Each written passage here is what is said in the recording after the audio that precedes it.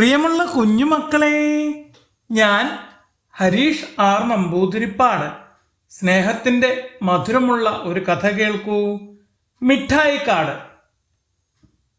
ദൂരെ മലനിരകളുടെ ഇടയിൽ നിറങ്ങളും പാട്ടുകളും നിറഞ്ഞ ഒരു കാടുണ്ടായിരുന്നു. അതാണ് മിഠായിക്കാട്. ആ കാട്ടിലെ കാറ്റിന് പോലും മധുരമുള്ള മിഠായിയുടെ മണമായിരുന്നു. മരങ്ങളിൽ പഴങ്ങൾ മിഠായി പോലെ തിളങ്ങുന്നു. പുഴകിൽ ഒഴുകുന്ന വെള്ളം പോലും ചിരിച്ച് തെളിഞ്ഞൊഴുകി.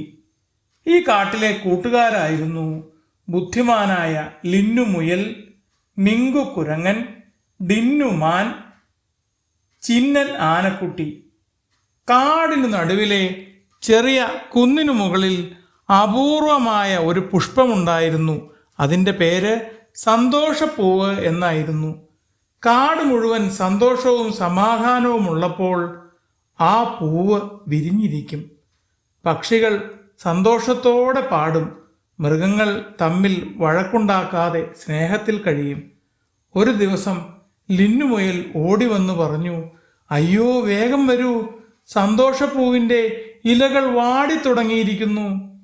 എല്ലാവരും അത് കേട്ട് ഞെട്ടി. അയ്യോ, പൂ വാടിയാൽ എന്താകും? ചിന്നൻ ആനക്കുട്ടി വിഷമത്തോടെ ചോദിച്ചു. ഡിന്നുമാൻ പറഞ്ഞു, മുത്തശ്ശി പറഞ്ഞിട്ടുണ്ട്, സന്തോഷപ്പൂവിന് വെള്ളമോ വളമോ വേണ്ട, അത് വളരുന്നത് സ്നേഹവും നല്ല പ്രവൃത്തികളും കൊണ്ടാണ്. അപ്പം നമുക്ക് നല്ല പ്രവൃത്തികൾ ചെയ്യാം, മിങ്കു കുരങ്ങൻ പറഞ്ഞു. അങ്ങനെ അവർ ഓരോരുത്തരും നല്ല പ്രവൃത്തികൾ ചെയ്യാൻ തീരുമാനിച്ചു. മിങ്കു കുരങ്ങൻ കാട്ടിലൂടെ ചാടിച്ചാടി നടക്കുമ്പോൾ ഒരു കുഞ്ഞു പക്ഷി നിലത്ത് വീണ് കിടക്കുന്നത് കണ്ടു. അതിന് പറക്കാൻ കഴിഞ്ഞിരുന്നില്ല. മിങ്കു അതിനെ സ്നേഹത്തോടെ എടുത്ത് കൂട്ടിലിരുത്തി. അമ്മ പക്ഷി സന്തോഷത്തോടെ പാടി. അതേസമയം ചിന്നൻ ആനക്കുട്ടി പുഴയിലേക്ക് പോയപ്പോൾ കുറേ മൃഗങ്ങൾ ദാഹിച്ചു നിൽക്കുന്നത് കണ്ടു. അവൻ പുഴയുടെ താഴെയുള്ള വെള്ളം തുമ്പിക്കൈ കൊണ്ട് വലിച്ചെടുത്ത് എല്ലാവർക്കും കൊടുത്തു. നന്ദി ചിന്ന, എല്ലാവരും പറഞ്ഞു.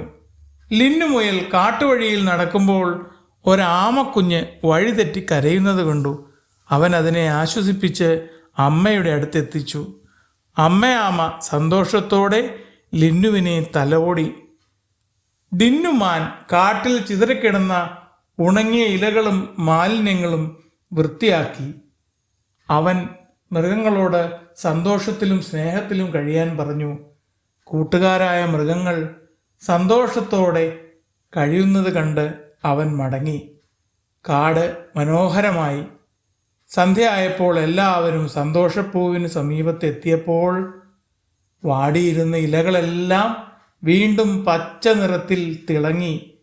പൂവ് കൂടുതൽ ഭംഗിയായി വിടർന്നു. കാട് മുഴുവൻ പ്രകാശത്തോടെ. അപ്പോൾ പൂവിൽ നിന്ന് മൃദുലമായ ഒരു ശബ്ദം കേട്ടു. സ്വാർത്ഥത ഇല്ലാതെ സഹായിക്കുന്നവരുടെ ഹൃദയത്തിലാണ് ഞാൻ ജീവിക്കുന്നത്. സ്നേഹവും സഹകരണവും ഉണ്ടെങ്കിൽ സന്തോഷം ഒരിക്കലും അവസാനിക്കില്ല, സന്തോഷപ്പൂ വാടില്ല. എല്ലാവരും പരസ്പരം നോക്കി ചിരിച്ചു. അവർക്ക് മനസ്സിലായി, സന്തോഷം കിട്ടാനുള്ള ഏറ്റവും നല്ല വഴി മറ്റുള്ളവരെ സന്തോഷിപ്പിക്കുകയാണെന്ന്. അന്നു മുതൽ മിഠായി മധുരമുള്ള കാടിന് സ്നേഹത്തിൻ്റെ മധുരം കൂടി ഉണ്ടായി.